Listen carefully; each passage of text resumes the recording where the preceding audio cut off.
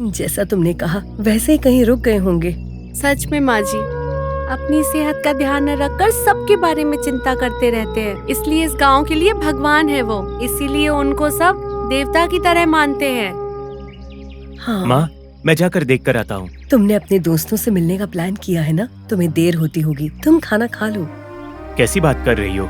क्या पापा से पहले कभी मैंने खाना खाया है? ऊपर से आज मेरा और पापा हम दोनों का जन्मदिन है। हम सब मिलकर खाएंगे। और वैसे भी मेरे फ्रेंड से मिलने का प्लान पापा से बढ़कर कभी नहीं है। ठीक है? अरे सूर्या, कहाँ हो तुम? अरे बाप रे, सब अपने पापा से बहुत प्यार करते हैं। सही कहा, उसको अपने पिता से बहुत ही लगाव है। मैं तो उनके बिना शायद रह भी लूंगी, लेकिन वो नहीं रह पाएगा। लगता है ये सही नहीं है। दूसरा दिखाओ। हाँ, ताजा है। छोटे मालिक, कहाँ जा रहे हैं आप? मालिक को ढूंढने जा रहे हैं क्या? पापा मंदिर में नहीं है क्या? गांव के बाहर जंगल में गए हैं, बहुत जल्दबाजी में थे। जंगल में? वो एक आदमी दौड़ता हुआ आया, पंडित जी और मालिक को कुछ घबराते हुए बोला। हाँ? उसके बाद पंडित जी ने मंदिर का दरवाजा बंद किया और भागते हुए तीनों लोग जंगल की तरफ चले गए थे। तीनों बहुत परेशान थे। जैसा मैंने देखा छोटे मालिक, वैसा आपको बता दिया। ठीक है, चलो। हाँ, चलो बाद में लेता हूँ।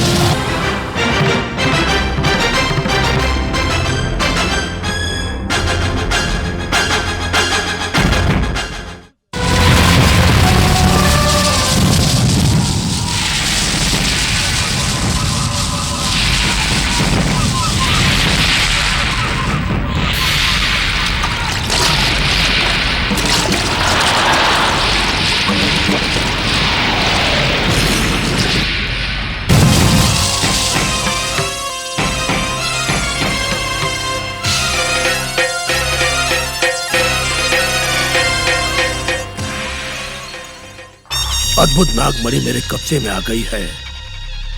इस शक्तिशाली नागमणि का इस्तेमाल करके मैं सर्वशक्तिमान हो जाऊंगा। इतिहास में नागमणि को हासिल करने वाला मैं पहला इंसान हूँ।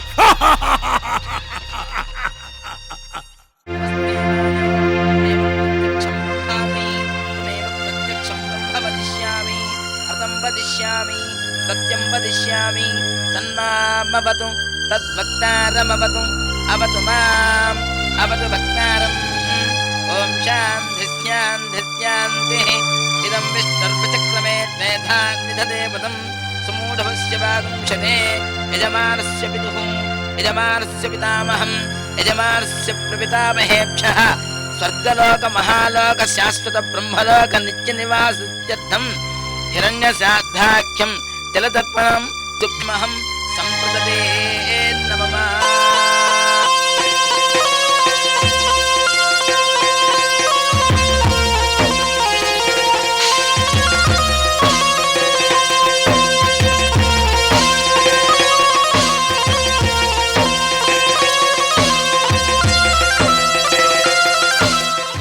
प्रीत्यर्थम प्रीत्यर्थम इदन्ते इदन्ते।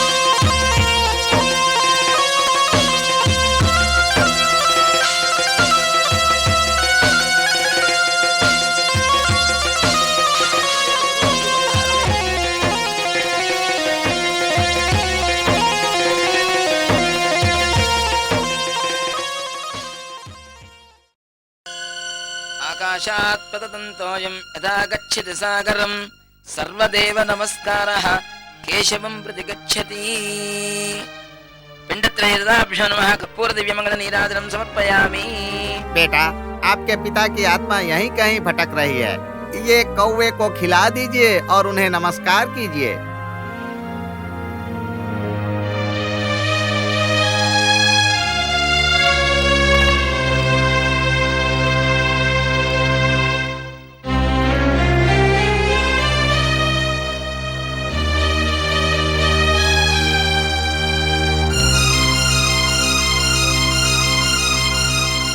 ये क्या है? इतने कौवे दिख रहे हैं पर एक भी कौवा आ नहीं रहा है। बेटा, लगता है आपके पिता की आत्मा थोड़ी क्रोध में है। बेटा, उनसे कहिए आप उनकी हर बात मानेंगे, उनकी इच्छा के अनुसार ही रहोगे और कौवे को नमस्कार कीजिए। क्या मेरे नमस्कार करने से कौवे यहाँ आकर भोजन करेंगे? क्या आप भी कैसी बातें कर रहे हो आप? क्या ऐसी बातों पर हमें विश्वास करना चाहिए? पापा की आत्मा भटक रही है, वो कौवे के रूप में प्रकट होनी चाहिए, और ऐसा नहीं हुआ तो उनकी आत्मा भटक रही है, ऐसा कह रहे हैं आप? देखो बेटा, ये तो पितरों का कार्य है। ये करने के बाद ही उनको मोक्ष मिलेगा। उन्हें नर्क में जाने से रोकने के लिए बेटे को ये सब कार्यक्रम करना होता है। आप मेरी बात मानिए, आप खुद देखेंगे और आपको विश्वास भी होगा। इतने कौवे उड़ रहे हैं लेकिन एक कौवा यहाँ नहीं आया। एक बार इस बारे में सोचिए। ठीक है पापा, आपकी जितनी भी ख्वाहिश हैं, उन्हें मैं दिल से पूरा करूंगा। हाँ। आप आकर ये भोजन स्वीकार करो।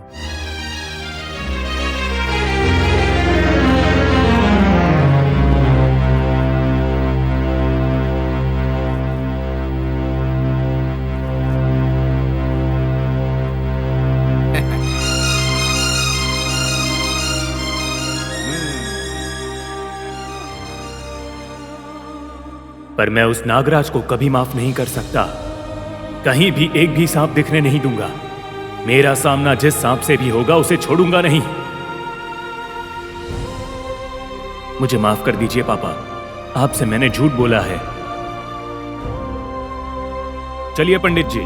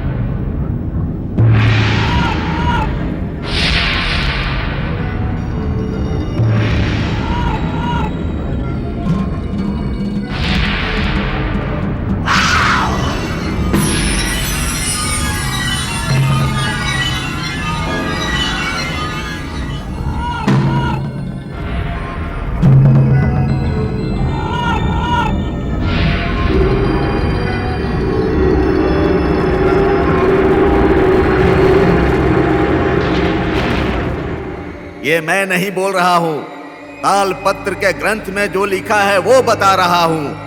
यदि उन शक्तियों को पाना चाहते हो तो गोदावरी पुष्कर काल तक तुम्हें प्रतीक्षा करनी होगी। तुमसे पहले भी इस मणि को प्राप्त करने की लालच में कई लोग मर गए हैं। तुमने नागमणि को प्राप्त कर लिया है तो घमंड कर रहे हो।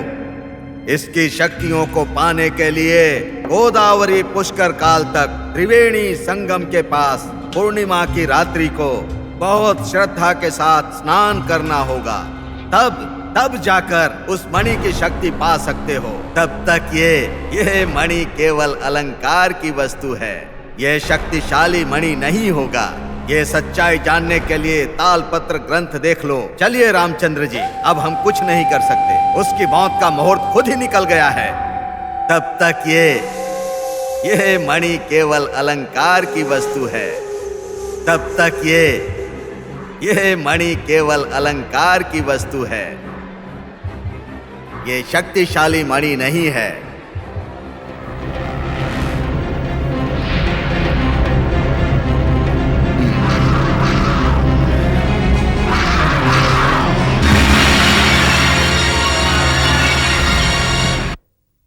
रामचंद्र जी एक महान व्यक्ति थे। उनकी मौत बहुत ही दुखदायक है, पर साथ ही महान भी। उन्होंने अपने जीवन में बहुतों को दान दिया, जीवन भर लोगों का भला करते रहे। आज उनके फोटो के सामने बैठकर ये सब कार्य करना मुझे बहुत ही दुख पहुंचा रहा है। आत्मा शरीर छोड़ने के बाद तुरंत ही परमात्मा से मिलने की प्रक्रिया में लग जाता है, पर यह प्रक्रिया पूरी कैसे होगी, इसमें तो समय लगेगा, क्योंकि इतने दिन से शरीर से जुड़े हुए संबंध आसानी से नहीं छूटते हैं, चिपक जाते हैं। वो सारे बंधन याद आते रहेंगे आत्मा को। भाई बहन, भाई, बच्चे। सुनो बेटा, आपके पापा की मौत के दुख को कोई दूर नहीं कर सकता। अब सब कुछ आपको ही संभालना पड़ेगा। आत्मा जब एक बार परमात्मा में लीन हो जाएगा, तब जाकर उस आत्मा को शांति मिलेगी। कहना बहुत ही आसान है, लेकिन आत्मा की ये यात्रा बहुत ही मुश्किल है। एक बात बोलनी थी, मंदिर में एक नए पंडित को रखना पड़ेगा। हम सब सोच रहे हैं कि अनाथाचार्य जी पंडित बनेंगे तो ये अच्छा होगा। पर ये सब आप मुझे क्यों बोल रहे हो? बेटा, जब आपके पापा थे तब मंदिर में बहुत धूमधाम से पूजा होती थी। पिछले कुछ दिनों से जो ये पूजा हो रही है उससे कोई भी संतुष्ट नहीं है। बेटा, आप तो मंदिर की तरफ देखते भी नहीं है। इस तरह से मंदिर की पूजा कैसे होगी? मंदिर में पूजा का होना बहुत जरूरी है। इतने अनुभव के होते हुए भी आप ऐसे कैसे बोल सकते हो? वैसे भी हमें मंदिर से अब कुछ भी लेना देना नहीं है, वो सब कुछ आप ही देख लो। ऐसा क्यों बोल रहे हो बेटा? अब उस मंदिर के आप ही करता धरता हो। आपके खानदान वाले ही ये सब देखते आए हैं, उसे कोई भी तिरस्कार नहीं कर सकता। तिरस्कार करना सिर्फ देवदोष ही नहीं बल्कि पाप भी है। आप क्या बात कर रहे हो? वो एक भगवान है, उनका एक मंदिर है, और उसके लिए ये सब बातें? आप मेरा दिमाग मत खराब करो। ये तो देव दोष है बाबू। पता नहीं बेटा, ये कैसा पाप हुआ है। हर नाग पंचमी की तरह इस नाग पंचमी को भी नागराजिया नाग भैरव ने किसी को भी दर्शन नहीं दिए, किसी पर भी दया नहीं दिखाई। पता नहीं क्या अपराध हुआ है, ये सोचकर हम सब डर रहे हैं। ये कोई मामूली दोष नहीं है, नाग दोष है बाबू। नाग दोष अच्छा नहीं होता, ये आगे के वंश में भी फैल जाता है। हमारी बात मानो बाबू, एक नाग शांति पूजा करो, इससे सबका भला होगा। नाग दोष से निपटना सबके बस की बात नहीं है, इसलिए हमारे मंदिर में एक पुजारी को रखना ही पड़ेगा। बस कीजिए आप और आपका अंधविश्वास। भगवान हमारा भला करता है या फिर हमें बर्बाद? पंडित जो हमेशा श्रद्धा से पूजा करते हैं, नागराज ने उन्हें क्यों काट दिया? कोई बता सकता है? हमेशा लोगों की सेवा करने वाले मेरे पापा को सांप ने क्यों काट लिया? किसी और के पाप का प्रायश्चित हमें करने की जरूरत नहीं है। और वैसे भी अब हमें नाग दोष की शांति पूजा नहीं चाहिए। सच कहूं तो अब हमारी आत्मा को थोड़ी सी शांति चाहिए, हमारे मन को थोड़ी सी शांति चाहिए। मेरे पापा के मौत के जिम्मेदार रहने वाले की मूर्तियां इस घर में मैं रहने नहीं दूंगा, और अब इस घर में उसकी पूजा करने की कोई जरूरत नहीं है। असल में उनको घर के देवता मानना सिर्फ हमारा भ्रम है। सच कह रहा हूँ, सांप जहरीले होते हैं, काटना उनके जीवन का भाग है। वो हम पर दया करके हमारी रक्षा करेंगे, यही सोचना हमारी सबसे बड़ी गलती है। गलत है बेटा, ऐसा मत बोलो। नागराज घर के देवता होते हैं, उनका अनादर नहीं करना चाहिए। मुझे और कुछ नहीं सुनना, हमें और मत सताओ। बेटा। आप जाओ प्लीज। सुनो बेटा, ये क्या बहस कर रहे हो? वो लोग बड़े हैं, उनकी बात मानना ही ठीक है। हमारी माँ जी जैसा कोई भी नहीं है। माँ जी, आपको भगवान खुश रखे। नाग दोष के लिए शांति पूजा करानी होगी माँ जी। सब कुछ सुन लिया है मैंने भाई साहब, आपकी बातें सच में सही हैं। शांति पूजा करने से अगर सभी का भला होता है तो आप वैसा ही कीजिए। ठीक है माँ जी। बच्चा है, दुख में अगर कुछ बोल दिया तो आप माफ कीजिएगा, क्षमा कीजिएगा। ऐसा मत कहिए माँ जी, आपके बेटे का मन मुझे बहुत अच्छी तरह से पता है। उन्हें थोड़ा गुस्सा आता है पर उनका मन एकदम साफ है। हम चलते हैं माँ जी। चलते हैं माँ जी।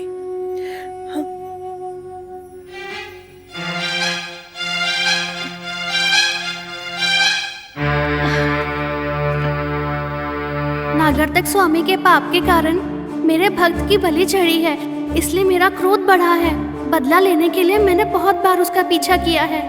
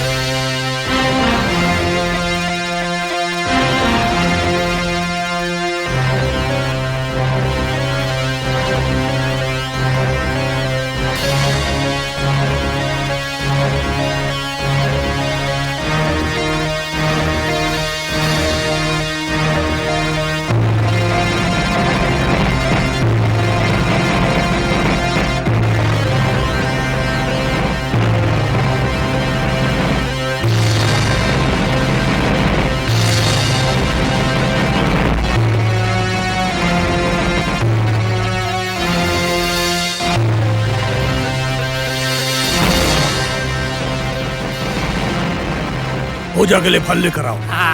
गुरुजी। हाँ हाँ, मैं जल्दी चलो जल्दी चलो। हाँ, हाँ।